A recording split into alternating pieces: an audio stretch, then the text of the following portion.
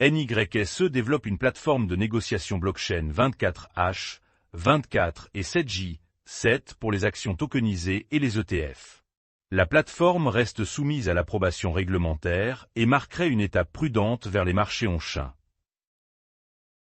Revolut cible les envois de fonds avec une nouvelle licence bancaire au Pérou. Rapport. La société de technologie financière basée à Londres s'implante davantage en Amérique latine alors que la concurrence régionale entre les banques numériques s'intensifie.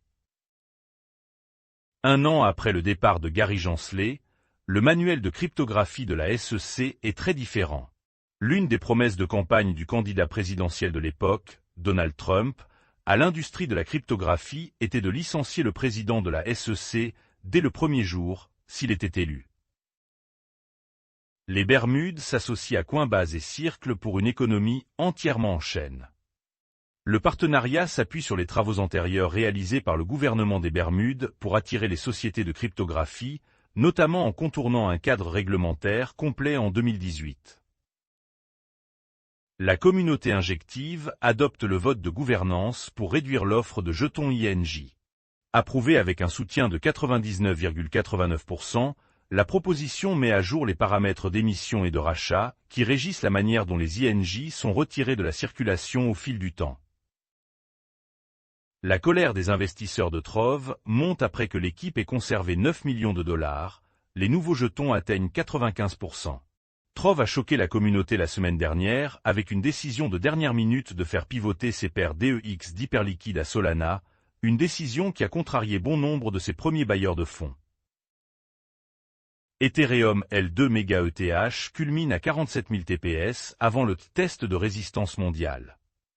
MegaETH ouvrira son réseau principal pour plusieurs applications sensibles à la latence dans le cadre de tests, ciblant 11 milliards de transactions sur une semaine sous charge. Les échanges de mémécoins augmentent brièvement à mesure que les traders encaissent, selon les analystes.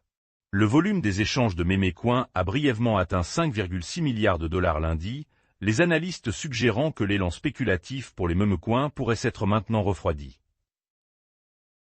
Les conditions internes de Bitcoin s'améliorent, Glassnode. Les données de Glassnode montrent que les volumes au comptant de Bitcoin augmentent tandis que la pression de vente s'atténue, bien que la demande reste fragile alors que Bitcoin est tombé en dessous de 93 000 dollars.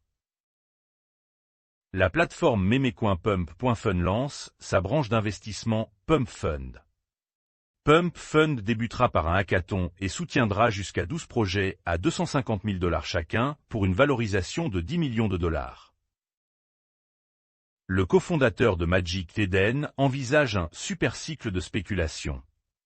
Les volumes de transactions sur les marchés de prédiction sont plus élevés que jamais, avec lundi un record de 814,2 millions de dollars de transactions effectuées sur Kalshi, Polymarket et d'autres plateformes. La hausse de l'activité d'Ethereum pourrait être liée à des attaques de poussière. Chercheur.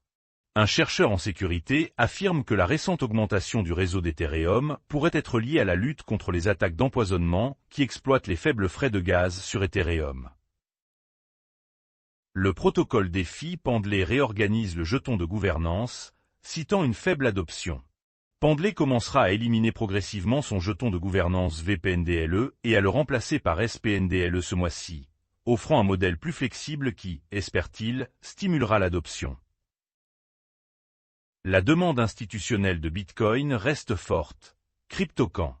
CryptoCan a découvert que les grands portefeuilles de garde ont accumulé 53 milliards de dollars en Bitcoin sur 12 mois, ce qui suggère que la demande institutionnelle pour Bitcoin n'a pas disparu.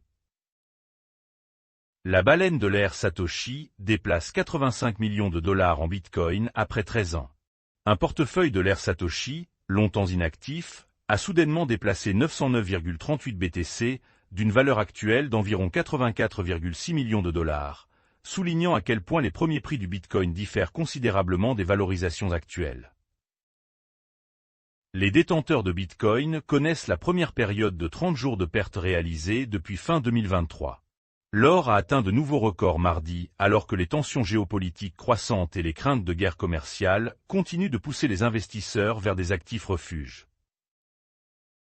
Un groupe de Hong Kong prévient que le déploiement de licences cryptographiques risque de provoquer des fermetures.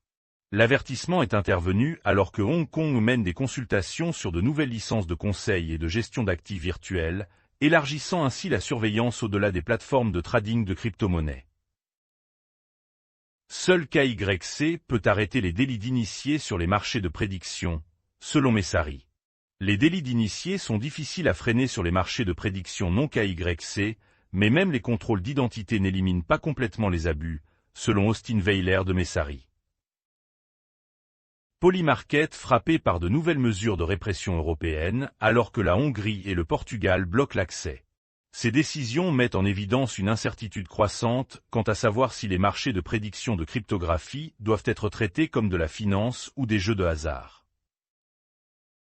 La Corée du Sud envisage de mettre fin à une règle bancaire pour les échanges cryptographiques. Rapport.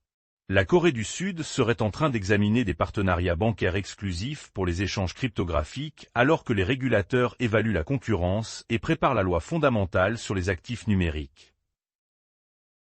WLFI fait face à des réactions négatives après que les portefeuilles d'équipe aient adopté une proposition de croissance de $1 américain. Les 9 principaux portefeuilles contrôlaient près de 60% des droits de vote lors du vote sur la gouvernance de WLFI pour l'USD1, soulevant des questions sur l'influence interne, car les détenteurs verrouillés n'ont pas pu participer. Coinbase affirme que l'accès au capital dépasse les revenus en matière de création de richesse. Le document politique soutient que l'accès au marché des capitaux, plutôt que les revenus ou les services bancaires, définit désormais qui peut créer de la richesse et affirme que la tokenisation pourrait élargir la participation. La stratégie de Michael Saylor dépasse les 700 000 bitcoins après un achat de 2,1 milliards de dollars. Strategy a acquis 22 305 BTC la semaine dernière, environ 95 284 $ par pièce, portant ses avoirs à 709 715 BTC.